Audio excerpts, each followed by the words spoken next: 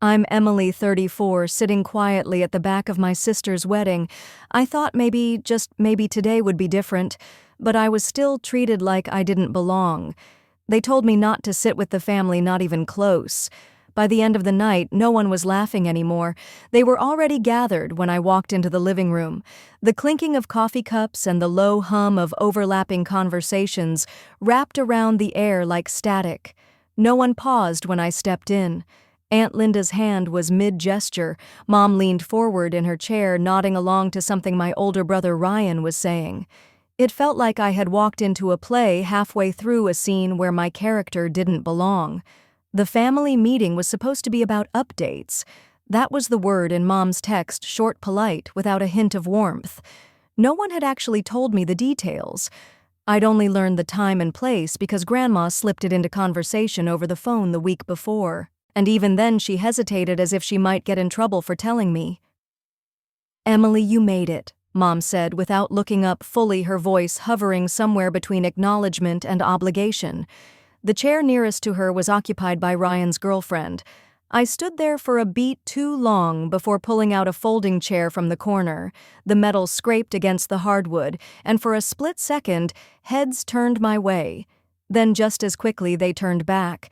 From where I sat, I could see the top of Ryan's leather shoes and the way his ankle crossed neatly over his knee, an unspoken declaration of comfort in a room that didn't offer the same to me.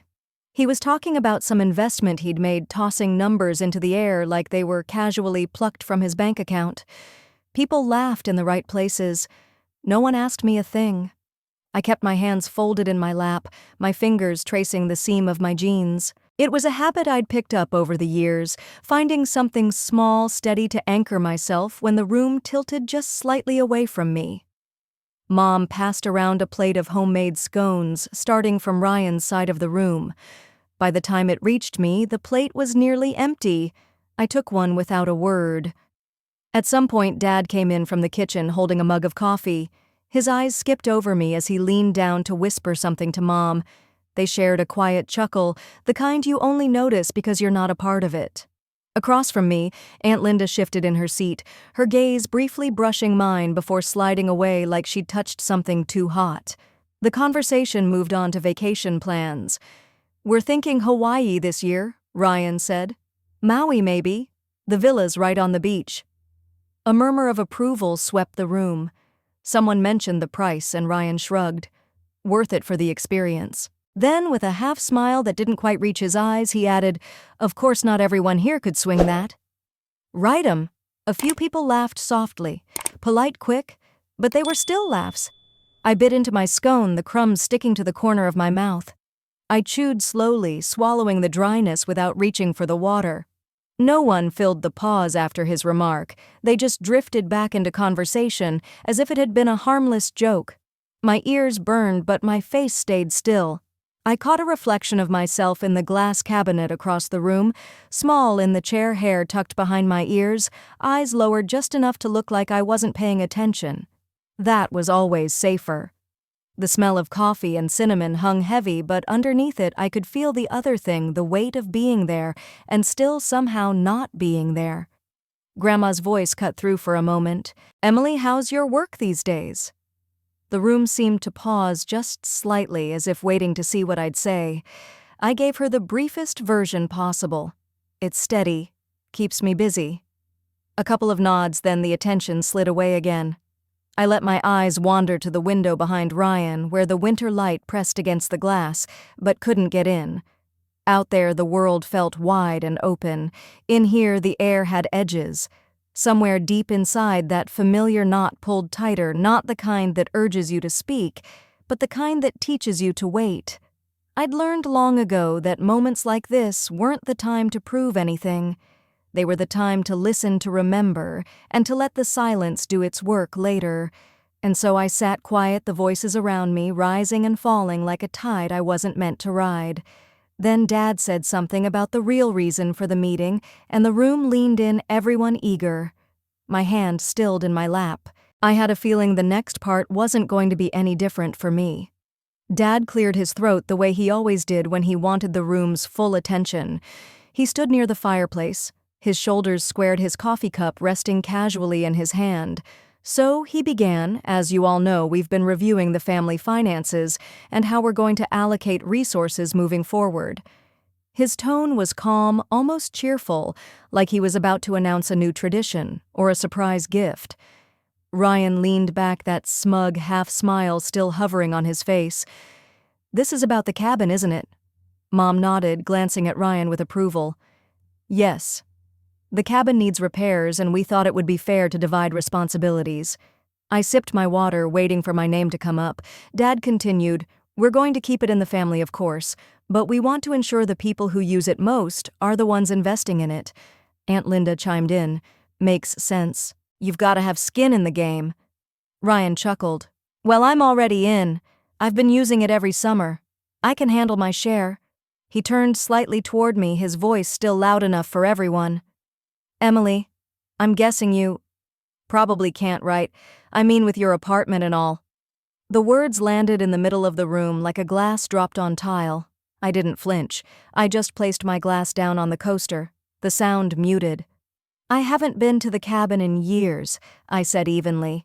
"Exactly," Ryan said, as if he'd just proven his point. A few people smiled politely, avoiding my eyes. Mom reached for the notepad in front of her. "So, for the sake of practicality, we'll assign the largest share to Ryan and the rest to those who've been regulars. Emily, you won't need to contribute this time." Her tone was dismissive, wrapped in the false generosity of saving me from something I hadn't been invited to be part of in the first place. I nodded, keeping my expression smooth. "All right." But inside, the knot tightened. Not from wanting the cabin, honestly it had never felt like mine, but from the ease with which they erased me from the equation. The conversation shifted to summer plans again. Dad asked Ryan about his next trip. Mom shared a story about the last family barbecue. Each exchange was a thread weaving a tapestry I wasn't allowed to touch. Grandma's hand rested lightly on my arm under the table. It was a fleeting gesture, almost hidden, but it anchored me. She didn't say a word, she never did in these moments, but the weight of her fingers told me she noticed. Ryan laughed loudly at something Aunt Linda said, the kind of laugh that wanted an audience. Then he leaned in, lowering his voice just enough to make sure only the inner circle heard. I caught fragments. Not really her scene. City life? Probably doesn't even own. He didn't finish before catching my gaze. I didn't look away. For a heartbeat, the room seemed quieter. Then he smirked and turned back to his conversation. I let my eyes drift toward the window again. The bare branches outside swayed against the pale sky, the movement steady, unfazed by the noise inside. That's when Mom said, "All right, let's wrap up soon. Dinner's in an hour and I'd like everyone to stay." Everyone. But we both knew what she meant. I stayed seated as chairs scraped back and people stood gathering in small knots to chat. Ryan's girlfriend scrolled through her phone, showing him something that made him laugh. I reached for my coat slowly, not because I was leaving, but because I wanted my movements to be deliberate, like I was marking time in a room that barely noticed my presence. And that was fine, for now, because the thing about being overlooked is people stop watching you closely, and that's when they miss the moment everything changes. The hallway outside the living room was cooler, the air faintly scented with pine from the wreath Mom still hadn't taken down. I lingered there, listening to the low hum of conversation that spilled from the meeting. They were already talking about vacation itineraries, laughing over inside jokes that stopped just short of including me. I walked toward the kitchen, letting my hand trail lightly along the edge of the hall table. A framed photo of the cabin caught my eye, Ryan in the center holding a fishing pole, Dad beside him with a proud hand on his shoulder. I was in the background, half-turned, holding a tray of sandwiches. I remembered that day I'd been asked to help out so the others could relax. The memory sat in my chest, heavy but quiet. In the kitchen, Grandma stood by the window gazing out at the side yard. She didn't turn when I entered. "It's going to snow tonight," she said softly. I joined her, standing shoulder to shoulder. "Looks like it," I replied. She glanced at me, her eyes holding something unsaid. "You've always been steady, Emily. You watch, you listen." It was the closest she'd ever come to acknowledging moments like the one in the living room. I gave her a small smile. "Someone has to." Before she could respond, Ryan's voice carried in from the hallway. "Emily, you coming back in? We're taking a group photo." I looked at Grandma. She gave the faintest shake of her head as if to say, "You don't owe them that." Still, I walked back toward the living room. The camera was already set up, everyone crowding near the fireplace. Ryan stood front and center, Mom and Dad flanking him. There was no space for me in the middle, so I slid to the end of the row. The photographer and neighbor counted down. 3, 2. Just before 1, Mom leaned slightly toward Dad, her voice a whisper but audible enough, "Make sure she's not blocking the mantle." I shifted half an inch, my smile unchanged. The flash went off. And in that frozen second, I thought about how this moment would look in the photo, how I'd be the quiet one at the edge, barely touching the group, and how one day soon that edge would be exactly where all their eyes turned. 2 days after the family meeting, the group chat lit up. It wasn't unusual Ryan liked to post about every little thing he was doing, from his new watch to the networking dinners Dad paid for. But that afternoon, the tone was sharper. "Emily, can you bring dessert for Sunday?" Mom wrote. "Something simple, don't spend too much. No, please, no hint of humor." I stared at my phone, the corner of my mouth tightening. Ryan quickly followed with a laughing emoji and, "Yeah, don't break the bank." The words sat heavy, not because I couldn't afford dessert, but because they assumed I couldn't. I didn't reply. Sunday came cold and overcast. The Carter house smelled of roast beef and garlic bread as I stepped in carrying a pie box wrapped neatly with twine. Mom greeted me at the door, her smile practiced. "Oh, you didn't have to bring something fancy," she said, taking the box but not looking at it. Ryan wandered in from the den, phone in hand. "You made it," he said, glancing down at my boots. "Those new or thrift store." I met his eyes and gave a small nod, not confirming either way. The living room was full, cousins sprawled on the couch, Uncle Dave talking loudly near the fireplace. I settled in the armchair by the window, my usual spot. It wasn't really part of the circle, but it gave me a clear view of everyone. Midway through dinner, the conversation turned to summer plans. Ryan mentioned his upcoming trip to Napa, paid for by one of Dad's business friends. Mom chimed in about a spa weekend she and Dad were considering. Someone asked me what I was doing this summer. Before I could answer, Ryan smirked, probably couponing for the 4th of July barbecue. Laughter rippled through the table. Even Dad chuckled, though he looked down at his plate while doing it. I sipped my water, eyes moving slowly from face to face. No one defended me, not even Aunt Lynn, who used to. Dessert came out, the pie cut into perfect wedges. Grandma took one bite and looked at me with a small, knowing nod. I held her gaze for a moment before Ryan said, "This is good. Did you buy it at that discount bakery by the gas station?" The pause after his question was brief but sharp. I leaned back in my chair, folded my napkin, and placed it neatly on the table. "No," I said simply. Then I stood, walked into the kitchen, and began washing the serving knife. The sound of running water filled the gap where more laughter might have been. From the corner of my eye, I saw Grandma follow, setting her plate on the counter. "You handled that well," she murmured. I didn't answer. The truth was, every remark like that stacked neatly on top of the last, a quiet tower that one day would fall without me lifting a finger. By the next week, whispers had started circulating in ways only families can manage, loud enough to hear, soft enough to pretend they weren't meant for you. I walked into the kitchen to pour myself coffee during another Sunday lunch and caught Aunt Lynn talking to Mom by the sink. "I just worry about her, she's 32. Still renting, still driving that old car." Mom's voice dropped to a sympathetic hum. "She's always been different with money." I stood in the doorway for a second longer than I should have, letting the words hang there. When I stepped forward, neither of them looked up. Back in the dining room, Ryan was in the middle of telling a story about a coworker who couldn't afford the office retreat. Reminded me of someone, he added, glancing my way with a grin. I let the comment pass my fork, moving methodically through the salad on my plate. Later, while clearing dishes, I overheard another remark, this one from Dad. "We just want her to be realistic about her circumstances." It was like watching a play where every actor thought their lines were private, not realizing the audience could hear every word. That evening I sat in my small apartment with the pie tin from last week, still in my fridge empty except for a sliver of crust. I traced the edge of the tin with my fingertip, thinking about how easy it would be to snap back to list the things I had accomplished that no one in that dining room even knew about. But that wasn't the point. The point was to let them keep underestimating me. 2 days later, an email came through from my landlord about a renewal. I opened it, skimmed, and smiled faintly. I wouldn't be needing it. The week moved quickly. On Friday, Grandma called, her voice a low murmur over the static. "Are you coming this Sunday?" "Yes." There was a pause. "Good. I think it will be interesting." When I arrived that Sunday, the air in the Carter house was different, tense, like a storm waiting just past the horizon. Mom was in the kitchen slicing bread with deliberate precision. Ryan lounged in the living room scrolling through his phone.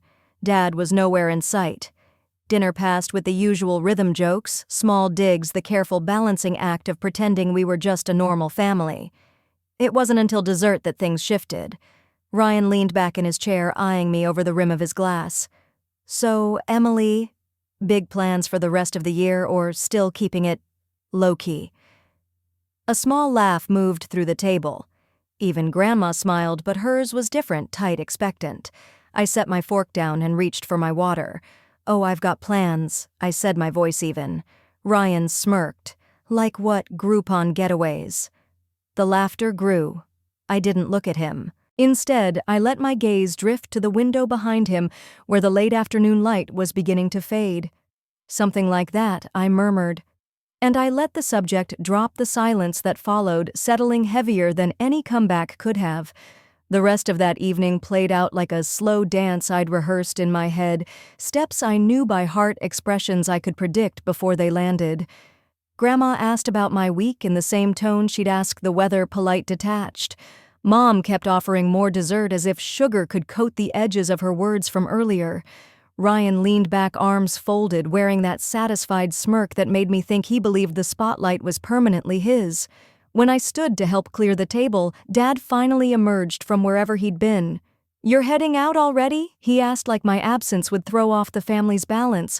"I've got things to prepare for," I said simply. Ryan laughed softly. "Big mystery, huh?" I met his eyes for the first time all evening. You could say that. In the kitchen, the clinking of dishes masked the faint murmur of voices from the dining room. I didn't need to hear every word to know they were about me. That was the thing about this family: judgment didn't always need to be loud to be cutting. As I rinsed plates, Grandma joined me.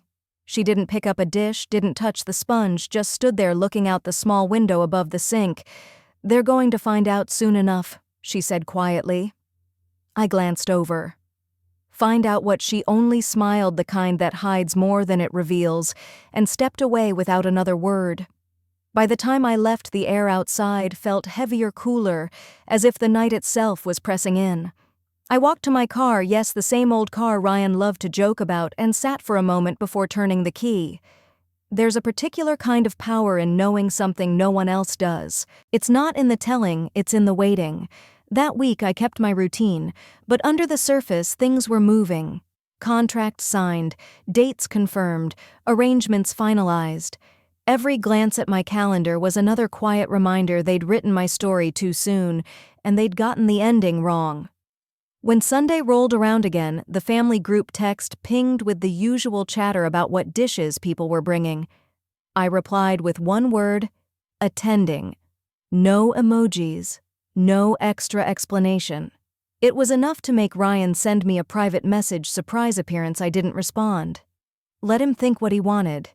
Because the next time we all sat around that table, there wouldn't be any doubt about what I was capable of or about how wrong they'd been, and I wasn't going to need a single raised voice to prove it. The Sunday of the anniversary dinner dawned bright and unnervingly calm, the kind of morning that made it hard to believe anything significant could happen by nightfall. But I'd been living with this date circled in my mind for weeks, every detail locked into place. By late afternoon, the Carter house was alive with motion pots clattering in the kitchen, voices drifting through the open windows, laughter echoing off the walls. The driveway was full, and for a moment, I let myself stand at the edge, watching from the sidewalk unseen. Inside, the usual order had reasserted itself. Ryan was stationed at the head of the conversation, telling some story about a client who'd bought a yacht. Mom hovered between the kitchen and dining room, ensuring plates were full. Dad moved slowly, shaking hands, pulling people into brief conversations. I stepped in without fanfare, carrying nothing more than my phone in one hand and a slim leather folder in the other. The conversations faltered not in shock, but in that subtle recalibration people do when someone unexpected enters a space they'd mentally excluded. Emily Mom said, the smile polite, but edged. "You made it." "I did," I said, setting the folder on the console table by the dining room door. "I thought it was important to be here tonight." Ryan smirked. "Hope you brought an appetite. We've got enough food to feed an army." "I'm fine," I replied. "But I did bring something." The meal started as it always did, with too many overlapping conversations, clinking cutlery, and the occasional burst of laughter from Ryan's end of the table. I sat quietly, letting the noise wash over me, my gaze drifting to the folder every so often. It wasn't until dessert plates were being cleared that I reached for it. I wanted to share some news. I began, my voice calm, but carrying just enough weight to make the room fall still. "I've been working on a project for the past year, something that became official last week." I slid a single sheet from the folder and placed it in the center of the table. The bold header caught Ryan's eye first. "Property transfer, closing statement. This," I continued, "is for the downtown building. As of Friday, it's mine." The silence that followed was tangible, like the air had thickened between us.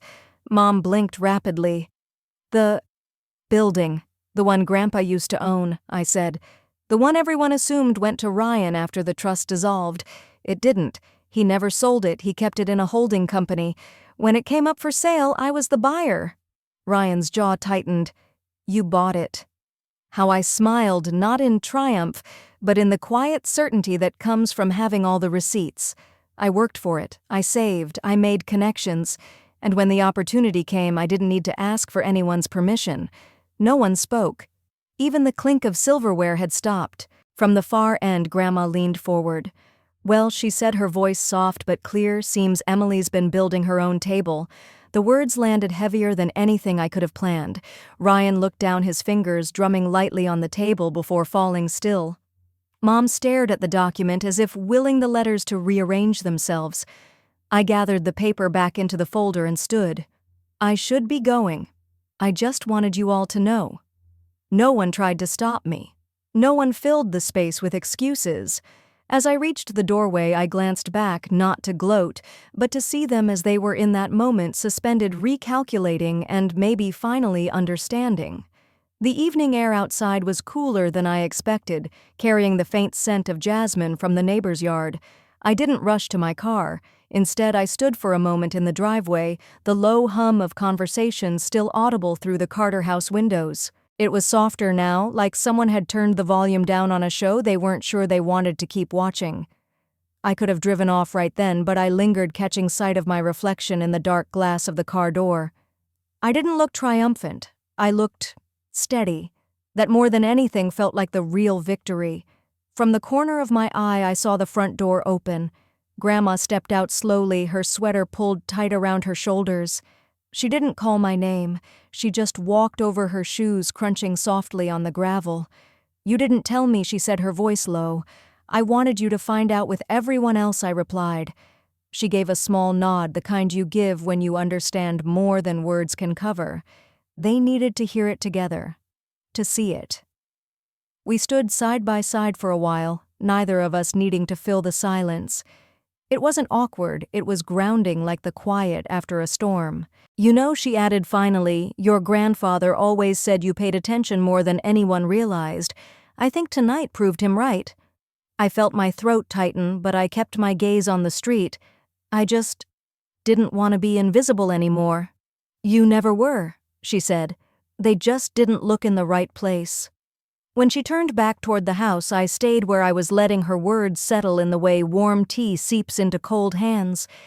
By the time I slid into the driver's seat, I could see silhouettes moving inside. Mom leaning against the wall, Ryan pacing, Dad still at the table with his head down. No one looked toward the window. The engine started with a low rumble, and I eased out of the driveway, headlights sweeping over the familiar lawn one last time before the street swallowed the house from view. Halfway down the block, my phone buzzed on the passenger seat. I didn't need to look to know it was a message from someone inside. I let it go unanswered. Some things could wait. What mattered was that for the first time in years, I was leaving on my own terms. No slammed doors, no raised voices, just the weight of a truth they couldn't unhear and the knowledge that I'd spoken it without needing to shout. The road ahead stretched quiet and clear, and I let myself breathe in the stillness. Whatever came next, I'd earned this moment. The street was quiet enough that I could hear my own breath steadying. I had one hand on the car door when the faint tremor reached the pavement, more felt than heard at first. A low hum gathered in the air, then deepened, rounding into a throb that traveled up through my shoes. Inside the house, the voices dimmed. I didn't need to look to know why. Curtains shifted. Forks paused mid-air. Someone, probably Linda, set a glass down too fast. The soft clink carried through the open window. The hum became a rhythm, then a presence. Everyone turned to the window. A wash of wind pressed the shrubs flat as a sleek helicopter eased over the maple tree and settled toward the lawn, the rotor downwash lifting the edge of the tablecloth on the patio and sending a handful of napkins skipping like white leaves. The porch light flickered once, then steadied. I stood still and let the gusts move around me, hair pulling, free coat tugging at my shoulders. The front door opened. Mr. Harris stepped onto the porch, a hand on his tie, the leather folder tucked under his arm. He didn't announce anything. He just met my eyes and nodded the way people do when a thing has already been decided. Behind him, Susan had a hand at her throat. Mark was a dark shape, a step back, jaw set, shoulders locked.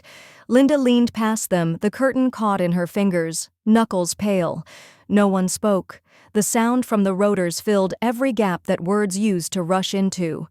The pilot cut power to idle and lifted his visor, 2 fingers in a brief greeting.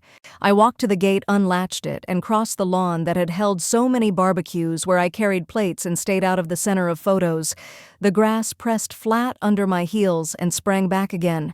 Ms. Carter, the pilot, said, voice calm over the wind. He reached for the door handle and held it, waiting. "Thank you," I said.